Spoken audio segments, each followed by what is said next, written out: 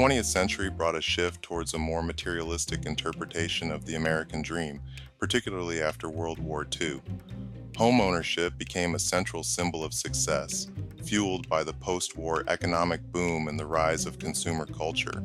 However, this era also saw critiques of the American dream through literature like F. Scott Fitzgerald's The Great Gatsby, which questioned the value of material wealth and the hollowness of a life solely focused on acquisition.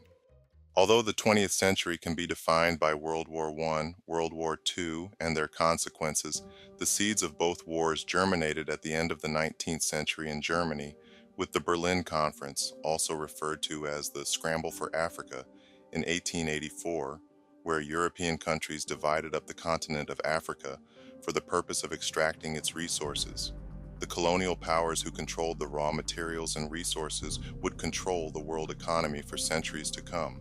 The desire to control a greater portion of the world economy would lead to German militarization, European alliances, and the investments in industrialization that directly led to World War I in 1914. Before and while World War I was raging in Europe, the United States of America was witnessing the countervailing struggle between non-whites for equality and the ongoing activity to suppress that struggle by unapproving white Americans using both private and public means. A fierce campaign to limit the American dream to those considered to be white was launched. Blacks would found organizations like the Urban League, the Niagara Movement, the NAACP, and the United Negro Improvement Association to help support and elevate blacks. But the beginning of the 20th century would also see the Atlanta race riots, the American Eugenics Society, screenings of The Birth of a Nation, the East St. Louis Massacre, the Red Summer race riots in Chicago, D.C., and Knoxville, the Tulsa, Oklahoma Massacre, and the Rosewood Massacre, all occurring between 1906 and 1923. In 1922, Takao Ozawa petitioned the U.S. Circuit Court of Appeals for the Ninth Circuit to become a naturalized American citizen. He was denied naturalization because he was considered to not be Caucasian, and only Caucasians could seek naturalization.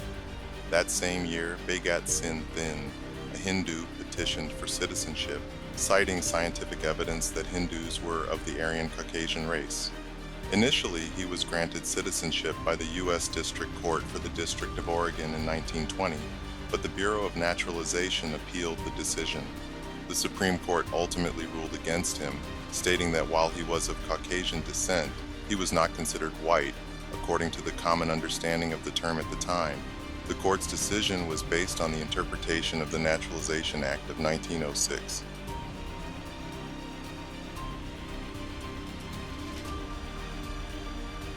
The expansion of easy credit for investment would create tremendous prosperity for certain segments of the United States in the 1920s, also referred to as the Roaring Twenties. But that prosperity would come to an end by 1929 with the stock market crash and subsequent depression. FDR's answer to America's financial troubles was the New Deal and the financing of big government programs, unemployment insurance, Social Security, unionizing, and collective bargaining. Where previous economic theories exalted free markets and private controls, Keynesian economics was the new theory of the day, supporting the combining of free markets and government intervention.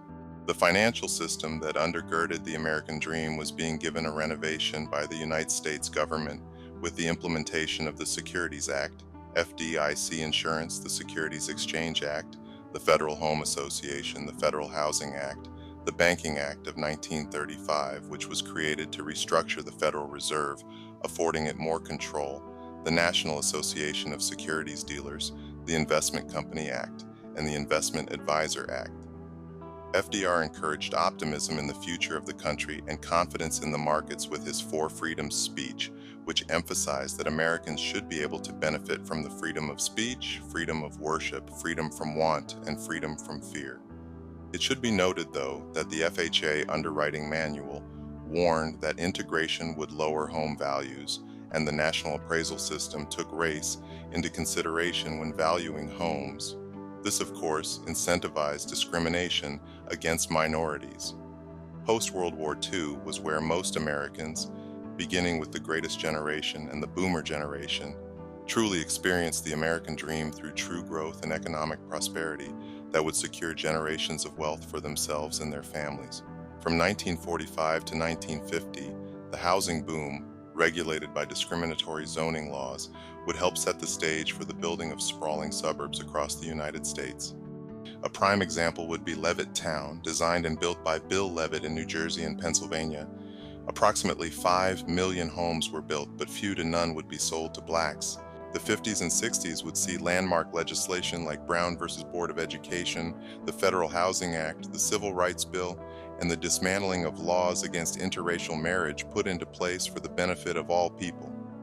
But those decades would also see a backlash resulting in the assassination of Malcolm X, Martin Luther King, Fred Hampton, and the dismantling of the Black Panther Party for self-defense. Riots precipitated by racial discrimination in Watts, Newark, and Detroit would also take place during this time.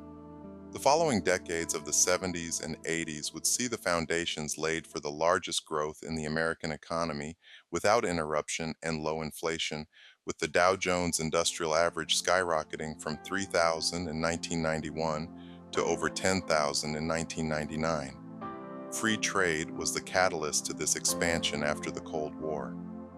President Nixon took the United States off the gold standard, creating the infrastructure for the current inflation issues brought on by unbridled access to credit and printing of the US dollar, which had been the global reserve currency since the Bretton Woods Agreement of 1944. According to Lewis F. Powell, Jr., who wrote Attack on American Free Enterprise System in 1971, the 70s was when big business began to take control of law and politics, galvanizing pro-corporation policy creation.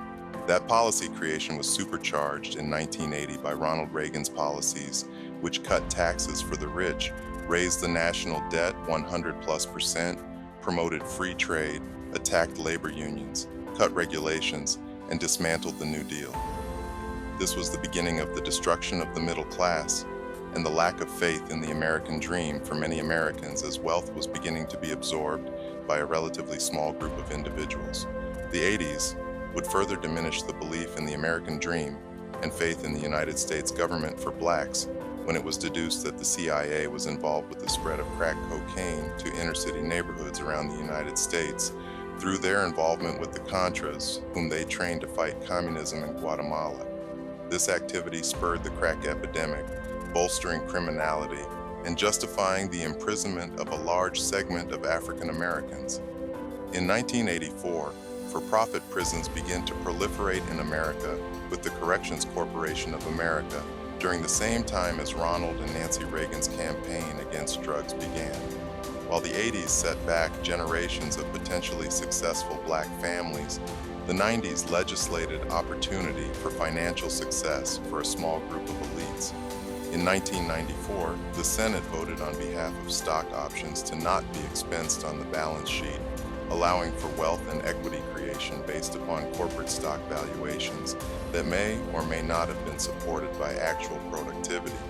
In 1999, portions of the Glass-Steagall Act were repealed by the Clinton administration, creating an environment to make risky, speculative investments without the risk of loss. This environment only continued to grow in the 21st century.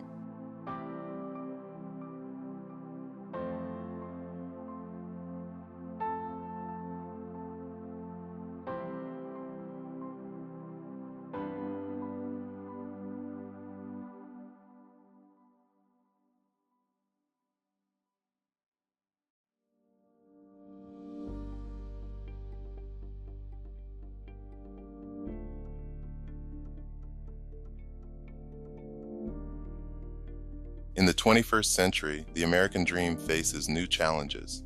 Rising income inequality, high housing costs, and limited social mobility have led to questions about whether the dream is still attainable for many Americans.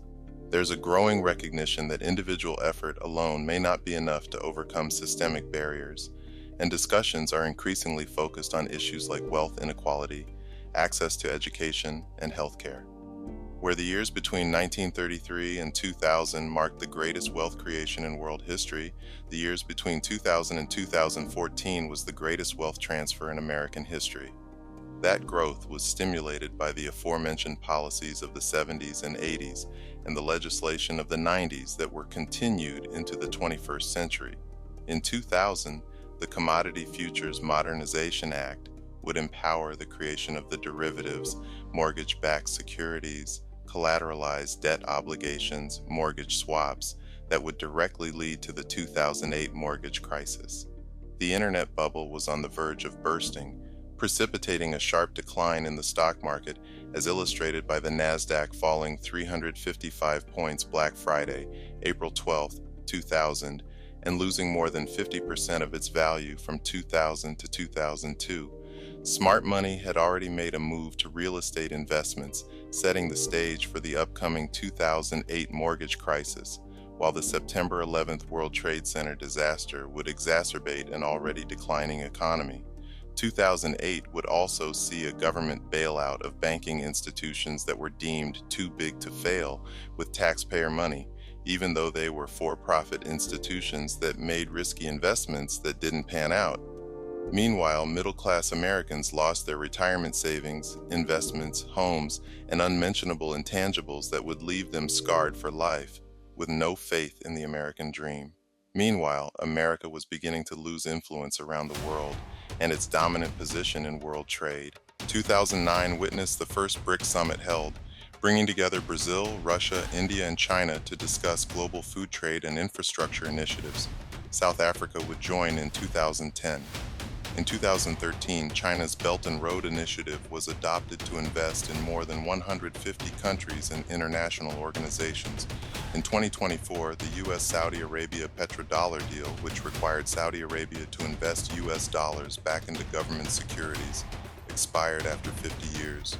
In 2025, BRICS grain exchange program will diminish reliance on the U.S. dollar while pricing grain in another currency.